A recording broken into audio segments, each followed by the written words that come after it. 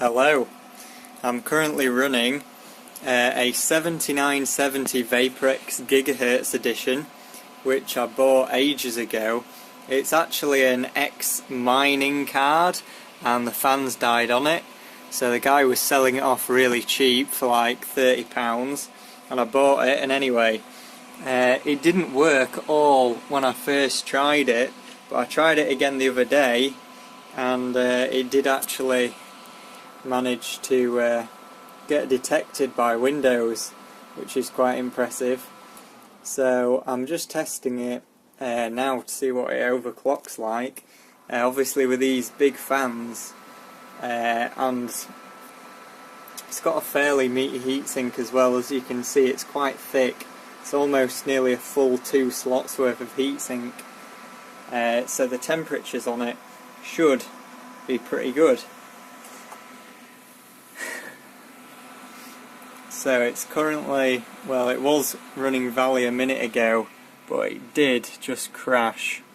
So I'm just booting back up again.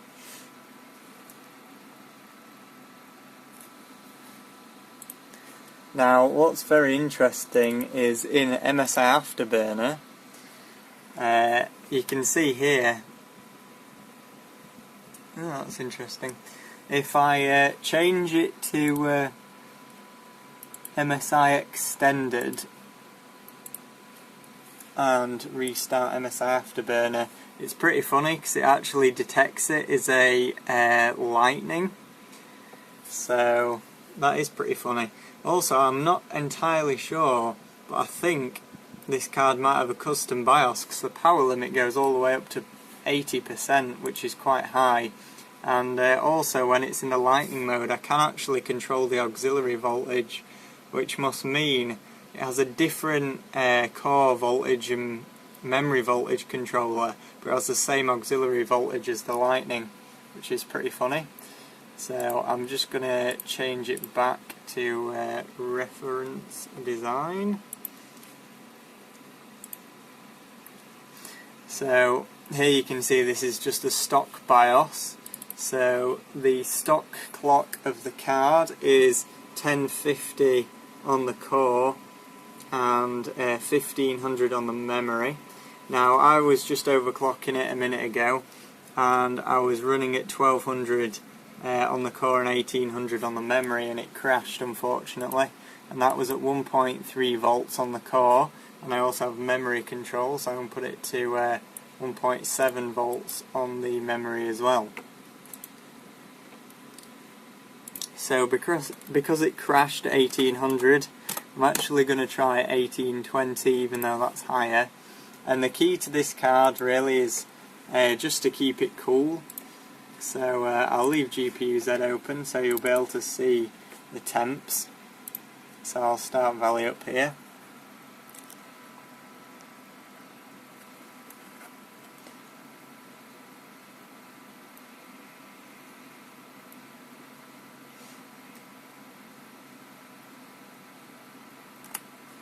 So as you can see, Valley does detect the clocks of the 7900 series cards correctly. It actually does this for most AMD cards correctly, to be fair, and it does get a decent FPS. Normally 7970s get about, say, 50-ish FPS at a decent overclock, and then really good ones will get all the way up to 60 FPS. I've recently got a R9 280X, which is basically a 7970 with a different BIOS, and that's water cooled. It's an Asus Matrix Platinum, and that does, I think, 1290 or 1300 on the core and 1950 on the memory, which is really fast for a 7970. But obviously that's water cooled, and that's with like 1.4 volts for the core and 1.72 volts for the memory. So with this card just being air cooled at the moment, it's actually just crashed again, I think. So it looks like 1800 is too much on the memory. So anyway, what I was saying before I was rudely interrupted,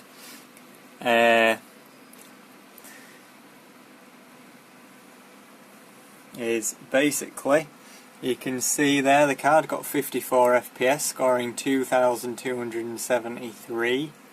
You can see it's running 1750 on the memory now. I had to back it off a bit from 1800, which it crashed at before. It is starting to artifact a little bit, but it's alright. So, temps wise, what did we hit? So, we managed to hit a maximum of 58 degrees at 1.3 volts. This is again. So, the only thing I did change was the memory clock. I didn't change the memory voltage or anything again. So, yeah. 58 degrees is pretty decent. Now obviously this particular card has got these big fans on it, which are a lot thicker and have really good static pressure compared to the stock fans, and I also have this fan pointing at it.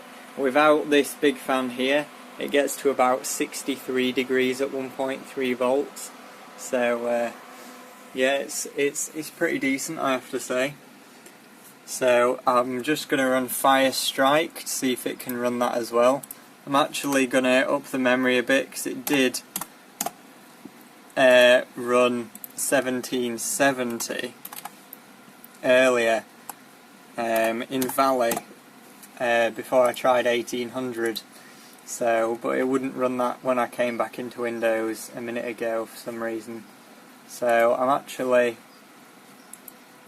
not going to run Fire Strike, I don't think, 'cause this is the wrong drive. Yeah, it is.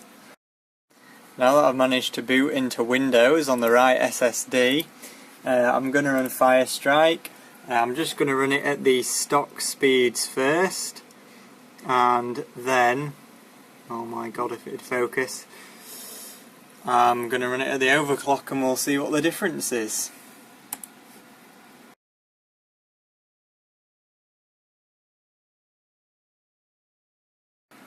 So we've got a score, and the main score we're going to concentrate on is the graphics score.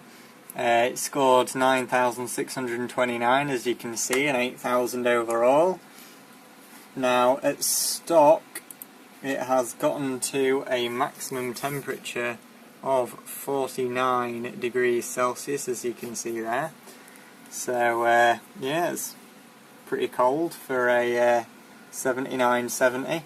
So now I'm going to test it at the overclocked setting that I used for Valley earlier in the video.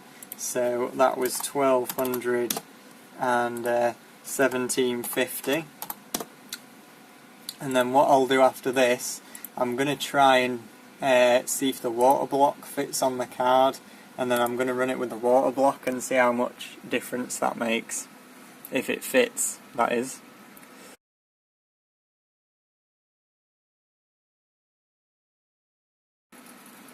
So here's the overclocked score. As you can see, we managed to get over 1,000 points more on the graphics score and 800 odd points more on the overall score, which is pretty decent.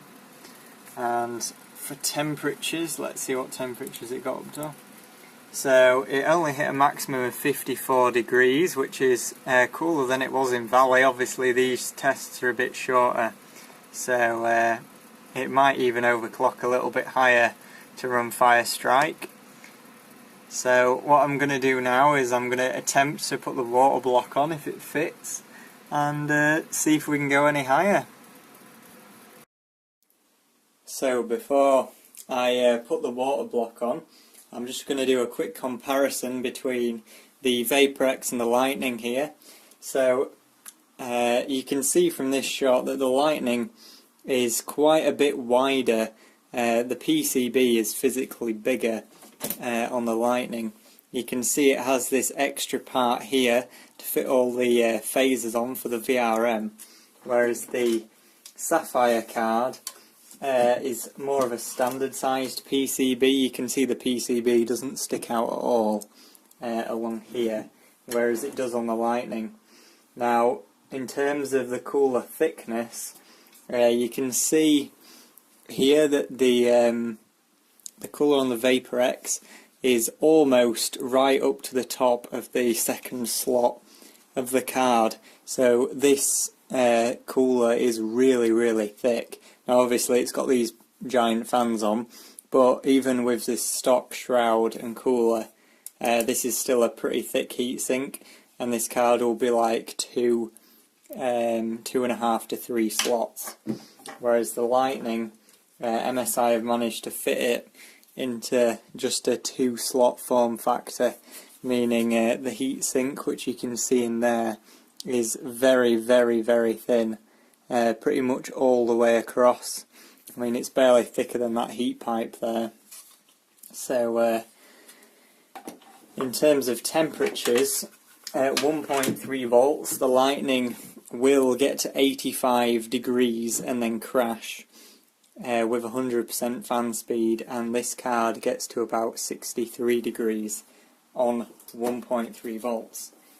So now what I'm going to do is I'm going to take this gigantic cooler off the Vapour X. This is actually an X-mining card, which I might have mentioned already, which is why it has these giant fans on, because the stock fans apparently died. So my toolbox and the water block over here.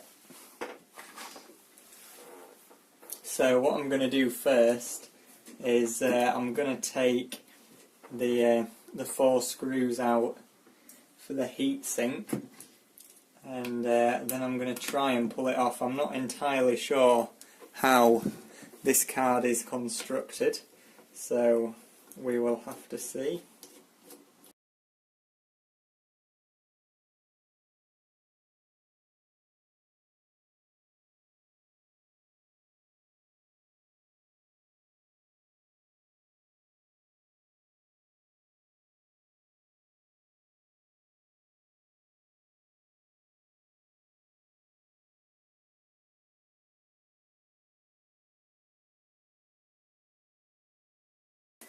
So here you can see the PCB.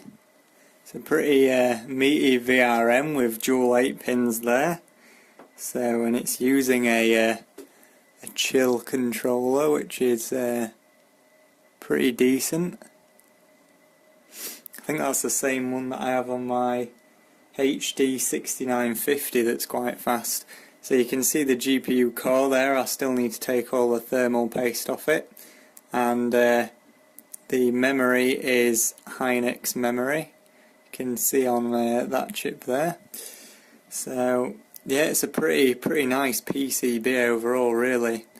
Very nice VRM with 8 phases, I think it is it? 6, or maybe it's a 6 plus 2, I'm not sure.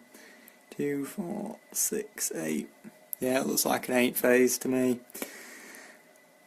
So I'm going to clean this off and hopefully put the water block on it.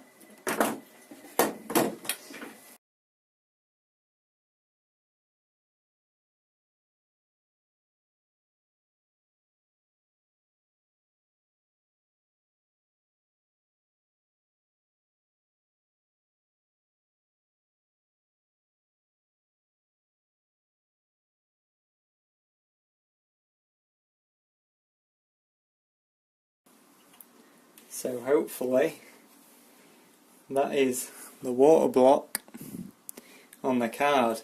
So what I'm going to do is I'm just going to take it off again to make sure it's making good contact.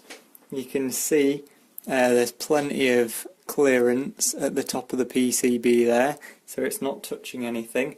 So I might even try and put this heatsink back on here.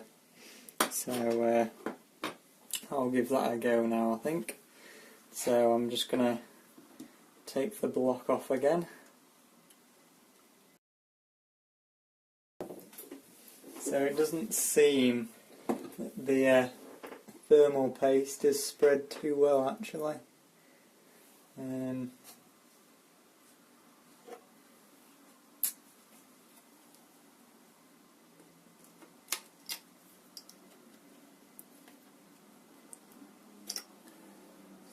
Now this GPU does have like a die guard around the GPU so that you don't crush the die when you're screwing the heatsink on, I think. So I might have to try and take that off somehow because it's not contacting very well.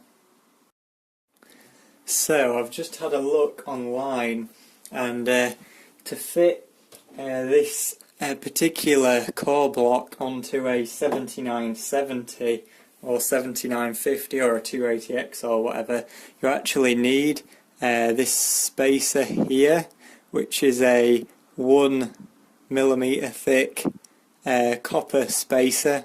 So it's 28mm by 28mm, and it's for this particular GPU block to fit a 7970.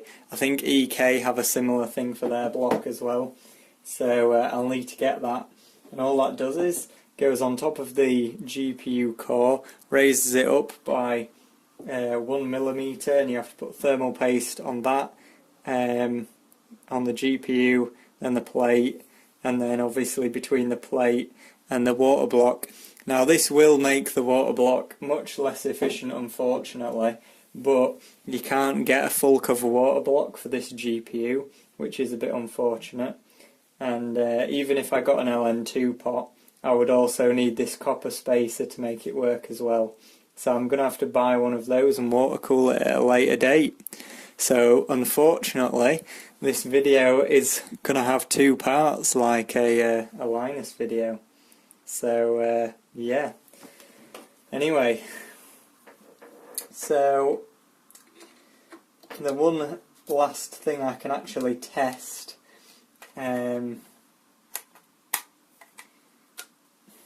is that this little bit here actually fits when the water block's installed. So the good thing is anyway, even with, I've just put these VRM heatsinks back on, and even with the heatsinks back on, the water block still manages to clear them, so that's nice to know. So as soon as I get the spacer, I will be running the card on water, looking like this, and hopefully we can get closer to 1300 megahertz. I mean, at 1.3 volts, I'm gonna only expect to get up to about maybe 2050 at best, or 1250 rather, underwater, and we'll see if we can push the memory a bit higher as well. Anyway, that's it for this video. So if you'd like to leave a comment, you can leave a comment. If you'd like to subscribe, you could do that as well, I suppose. And I'll see you in the next video.